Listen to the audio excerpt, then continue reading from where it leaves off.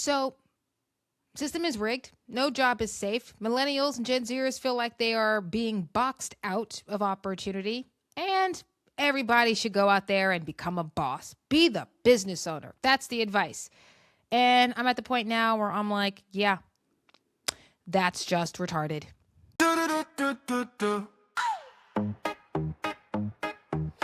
We laugh at the bill, but the numbers don't lie. Do the joke, do the math, moral finance.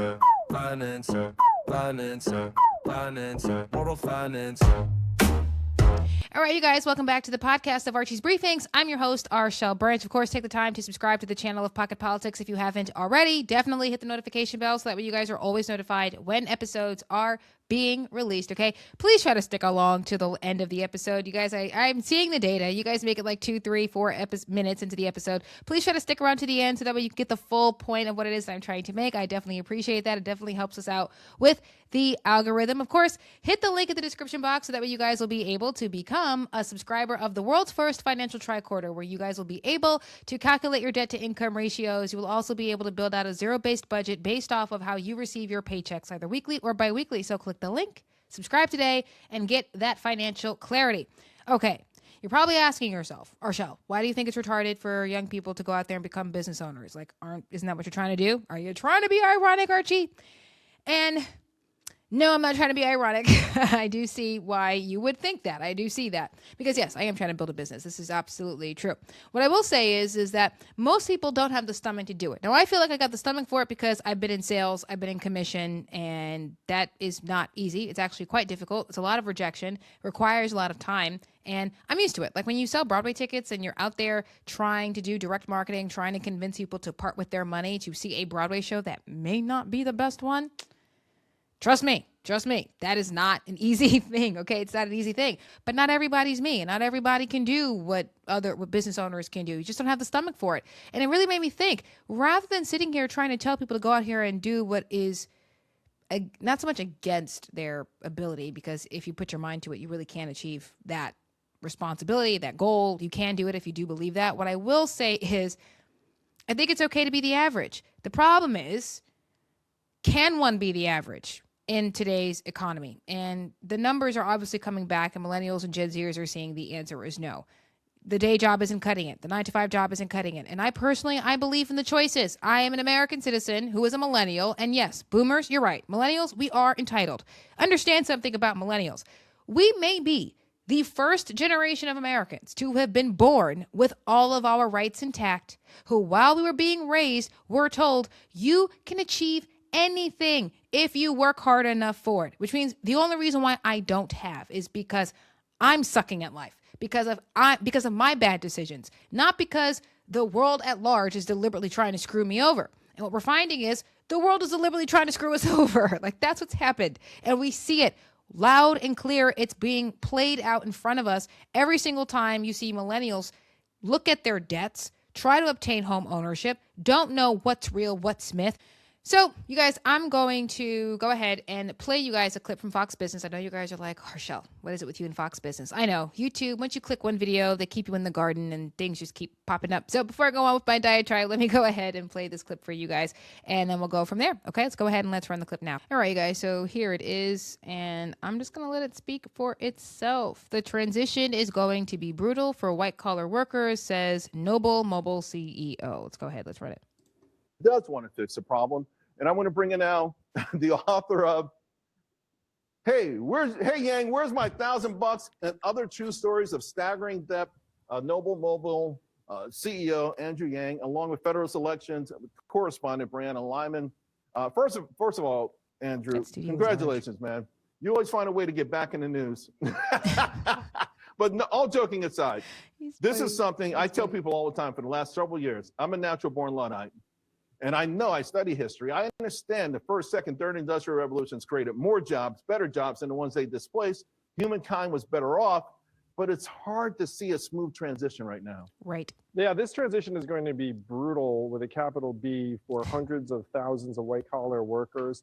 You pointed out some of the headlines, Charles. I talked to a tech CEO of a publicly traded company, and this has not been announced. He said they're going to fire 15% of their workers now, 20% in 2 years, 20% more 2 years later, and he said after that, we don't know. But I mean, if you do the math, that's about half of his employees gone. Okay, So this is going to before I let him go on with that, understand something. There has been reports out here saying that CEOs of these businesses that are implementing AI have not really seen any benefit from the implementing of AI into their businesses. So they are firing hundreds to thousands of their workers, and they are not actually seeing any real benefit to doing it. So they are taking a major gamble in firing off their workforce. On the second thing, you have to take into consideration that Wall Street is also putting money into these publicly traded companies that are implementing AI. So it's possible that they are not necessarily firing people because AI is replacing them, but because they know that if they start spending that money instead of their workers on AI, then Wall Street is going to bankroll them. So they are incentivized to fire their employees and replace them with AI if they can, even though there is no real guarantee that they're going to see any benefit from AI and how their businesses are actually going to be more efficient. They're doing it for the money. It's profit over their people. That's really what that means. And that's all speculation, but the fact that that's even the case there is insane. And they're saying that this tech company that he knows is going to fire 15% soon, 20% over the next 2 years, another 20% over the course of the next 4 years. So by the time we get into 2030, really that's what that means, 2030, this business would have gutted its employees. And there is no real data to suggest that they would have benefited or made their business more efficient within that time. But would they have made more money for their own profits and their investors? That's a possibility, especially because Wall Street is driving this. in company after company because the managers are getting rewarded. The stock's going up, not down, when they announce, look, we're going to be cutting our workforce. Right. And you can see it in the underemployment numbers for recent college graduates, particularly those with computer science degrees. They're not getting these jobs. And the underemployment numbers through the roof. You call it the effing. All right. So The effing. but you're also a businessman. You've made it. You've done very well in technology. So you understand. That's a perfect people way use to technology for describe it. productivity gains, and often that comes at the expense of people. You've been saying for a while that the only obvious choice in your mind is something like a universal basic income to fill that gap. Yeah, Dario Amodei, the Yes. CEO of Anthropic, raised his hand and said, tax us, because he sees the writing on the wall. They're going to get rid of all these white collar jobs. We should tax AI and then distribute some of the gains to you, to everyone watching this at home. Because, by the way, our data was used to make these models. Our data has been sold and Okay. I really, look, I don't think he's a bad guy. I don't think he's a bad guy. Like, you know how I feel. I've said it in multiple episodes. I think that you have socialist Americans because they care. They're only socialists because they care. The owner of Anthropic is saying, tax us, go ahead, take our money, take our wealth and distribute it amongst the people.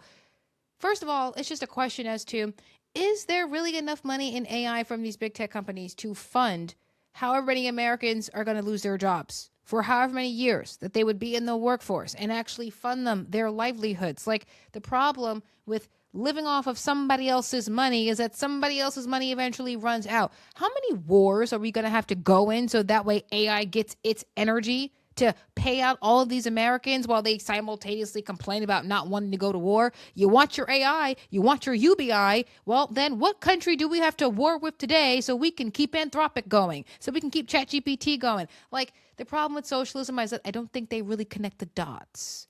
They don't really connect the dots. This is my issue with socialists in America. That's a side note. But ultimately, this is what I'm talking about right here. You said he's a millennial. Look what you're advocating for, okay? Like, this is going to do harm to the 9-to-5 job, and we're talking about the way people are going to earn money is through a freaking UBI and taxing big business. I'm not saying that big business doesn't have its issues, but the idea of taking the wealth from other people so that way we can sustain opportunity in America, it's not going to work. It's never worked. It's ridiculous. I'm going to come out of this because this notion is just retarded. All right, guys, so you saw that. You heard that. Andrew Yang talking about, I could have let anybody else go on, but really that's kind of the whole idea here. We are okay with the destruction of the 9-to-5. This is what pretty much the attitude that I'm getting. Oh, it's going to be terrible. We're talking about the elimination of the workforce, okay? And we don't even know if it's actually the benefit here. Like, we don't even know if the businesses that are firing all of these people are really seeing any true benefits here, okay? Over the next few episodes, we're going to take a deep dive into what's really happening here.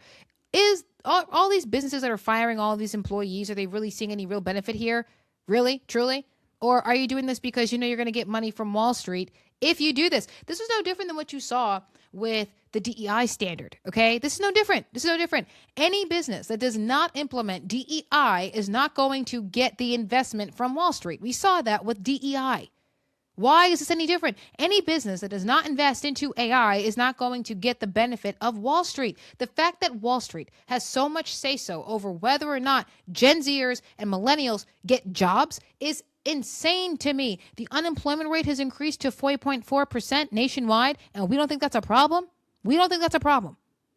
Are people really being fired because they're being replaced by AI, or are they being replaced because Wall Street says you should, if you want this money, profit over people? Like, we don't already see this problem with Wall Street buying up the houses. They owned 40% of the single family homes in America, kicking Gen Zers and millennials out of the opportunity of having home ownership. And one of the ways in which one would obtain home ownership is if they had the 9-to-5 job. Like, because we're saddled with so much debt all by itself. So based off of bad individual choices, coupled with, one could say bad. If you didn't want to go into the conspiracy, you could just say bad choices and bad policy. I'm more the G. Edward Griffin type.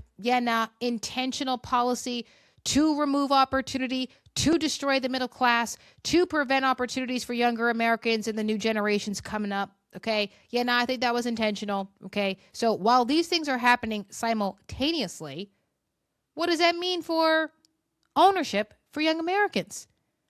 Saddled with so much debt because society and the institutions and our family culture as well convinced us to take out so much debt, student loan debt, the car you can't afford. The car note was the new flex. It's just retarded. Like, you get $1,200 car note because the more expensive your car note, then the better you are at life. This is retarded. This is what we did. Y'all seen them TikTok videos. How much is your car note? Oh, mine is $500. Well, how much is your car note? Oh, mine is $1,000. Oh, I'm better than yours. Mine is $2,000 because I've got 2 cars that are not even mine. Are you freaking kidding me? Oh, we don't worry about the bill. We don't worry about the bill when we go out on a Friday night. We don't think about the bill. We don't ask how much it costs. We don't weigh the cost. And then you wonder why you are broke. On top of that, we complain because the system intentionally is boxing us out of opportunity. So there's our bad choices. There's private equity and Wall Street saying that we are going to be deprioritized, if that's even a word. Okay. We are not going to be made first, that big business and investors are going to be put first over you having a job, you having opportunity to obtain ownership. We're seeing that between private equity firms and shadow banking. We are going to talk about that because that is a thing, you guys, and you should definitely look it up. So don't wait for me to do it. Go ahead, look it up. Shadow banking. This is real. Look it up. Okay. All of these things that are impacting how we do our money, how we do opportunity and ownership. And we're sitting here telling everybody out here to go out there and build a damn business. Like, the problem isn't that you have options. This America, I'm entitled to my choices. Excuse my language, that's how it feels. I know. That's how it feels, you guys. That's how I feel. Like, how are you going to sit here and tell me that if I just want to get the day job and be the average to obtain ownership, that that is wrong for me to want, when I am seeing that the ability to have ownership is being made scarce. Even Dave Ramsey is saying that. And I know a lot of millennials don't like Dave Ramsey because, his advice never changed. His advice has never changed. No, he says if you pay off your debts, save, sacrifice, and you're disciplined with your money, you can obtain ownership. The problem is, while you have all this debt, you have Wall Street buying up all the houses. That has to stop. There needs to be more supply to fill the demand, and you need to be smart with your money. So you see how that works? That individually you could be making different decisions, and institutionally we can be seeing better choices made by the government. Like, we could see that happening simultaneously. And if that was the environment, then more people would go out to buy homes because the homes are there and you're responsible with your money. Simply the ones that you're gaining from your 9-to-5 job. It's not that the 9-to-5 doesn't work. Is that you're under the impression that the way the 9-to-5 should be used is by taking on an obscene amount of debt, and by doing that, you put yourself in a worse off situation than you would have been had you not done it. And you're pissed because the boomers were able to do it, but that's not the case anymore. You can't do what the boomers did. You can't just get the job, take on an obscene amount of debt, and think that you're going to be able to pay this off and achieve ownership within 10 years of your life from the age of 20, possibly 30 to 40. If you want to own the home by the time you're 30, then you got to be responsible with the money you make from your job. And that might mean saving. And no, it doesn't mean 20%. You can go find outlets that give you the ability to get the 2%, the 3% options as well. Do the research. Okay? These are opportunities that are available while simultaneously seeing some institutional regulations as to not allowing Wall Street purchasing homes. President Trump has obviously taken action on that regard, preventing, and this was an executive order he recently passed, taking action to prevent Wall Street and private equity from taking up all of the supply that we know we need if we want to achieve real ownership. So now, while they are no longer able to buy it anymore, you're going to have to be responsible with the money you do get. And if you feel like working the 9-to-5 job takes too long to save the down payment, if you feel like you don't have the time or you don't really want to waste that time or put that time in 3-4 years into your day job, that building the business is the best way to go for you, then that's the way you should go. Okay?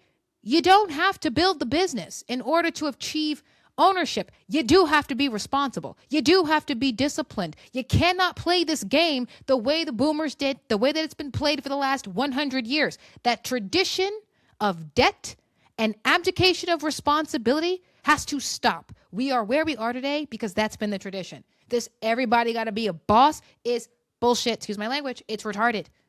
Now, I'm not saying that you may not have to get creative if you've taken on an obscene amount of debt. You're only doing this because of the debt you have. It's what it is. Okay? But to say that we should eliminate the 9-to-5 because it's not working the way you want it to work, well, why should we advocate for that? And why should we let AI come in and prevent more young people from getting jobs where they can obtain ownership if they are responsible with their money?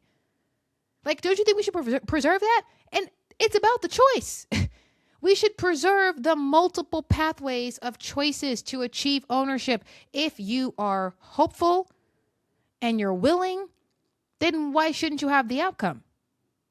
That's been the core of America. That's what we've been about. And I think that the more we understand what's happening with the 9-to-5, what this was, what the boomers had and what we're not getting, what's actually happening as it relates to these jobs, how millennials and Gen Zers are losing opportunities, not just because the institution sucks, but also because of our own individual choices. Really evaluating what's happened economically speaking on the nation side, as well as what's happening to us personally when it comes to our money. I think it's effed up. That the response here is pretty much the same as it is everywhere else. You either build your own business or you take UBI. Those are your choices. Those are your options. I think that's retarded. I think that is retarded. I don't think it's fair. I think as Americans, especially as millennial Americans, we are entitled and own it. Like, don't apologize because you were born with all your rights intact and then you get pissed when someone violates it. The hell? I'm American. Don't tell me that I can't work the way that I want to work. Don't tell me that I can't get that 9-to-5 job. Don't tell me. No. I was told that if I don't try, I get nothing. You don't go to the store, you don't eat. You don't hunt, you don't eat. You don't work, you don't eat. You don't work, you don't get pride. You don't have a purpose. You don't do, you get nothing. That's what I was told. That's how I was raised. The scripture supports that. I'm allowed, as a Christian, as an American, to want to work the way I want to work as long as I work, to obtain ownership and to be fruitful and to multiply however I see fit, because I am American. And anybody got a problem with that? Well, guess what? I'm going to say it, and I don't care how people feel about it. I think that opinion is not only retarded, it's un-American. You guys let me know in the comment sections how you feel about this whole thing. I know it might seem like I was going on a tangent here, but there is a point here, okay? My claim: we as Americans should have the choice on how we want to obtain ownership via one of three ways: the 9-to-5, and obviously saving, or building the business, or the hybrid system of the day job, the 9-to-5, while building the business. Those are the three ways. And if we are living in a society where an American citizen does not have the option of any one of these three, for whatever the reason is, because of AI disruption or greed from the profit, the greedy business owners of big business, government ridiculous regulations or lack thereof, then I think that's a problem and we should do something about it. Not only that, but also individual irresponsibility. Whatever the reasons for why we don't have these three options available to us is something worth looking at and understanding if this is something that we can turn around, starting with ourselves individually. You cannot take on so much debt, and you can get out of debt and achieve ownership. Okay? That's something. I think that's something to look at. So get in the comment sections and let me know. Do you agree, disagree with what I have to say? Maybe you have something to add to this. Maybe you just think that maybe the 9-to-5 should go away altogether. I don't know. Let me know in the comment sections, okay? Subscribe to the channel. If you haven't already, of course, hit the notification bell so that way you guys never miss an episode that comes out on Tuesday as well as Thursdays. You guys definitely head over to my Substack. It's brand new. You guys will be able to get access to the full episodes of Archie's Briefings. You will also be able to get the audio as well of Archie's Briefings. If you haven't been able to watch it full out and you just want to be able to listen to it, you can head over to the Substack. Subscribe there to get access to the extra content there as well. Definitely click the link in the description box so that you guys can subscribe to the Financial Tricorder and get your numbers and get that financial clarity, because the first way to any kind of solving a problem is that you got to know what the problem is, and that's what this is. It's private and it's accurate if you are honest. So definitely click the link in the description box and subscribe today. I love you guys. You guys have a wonderful night. You have a wonderful night. God bless. And of course, because it's me, Kepler.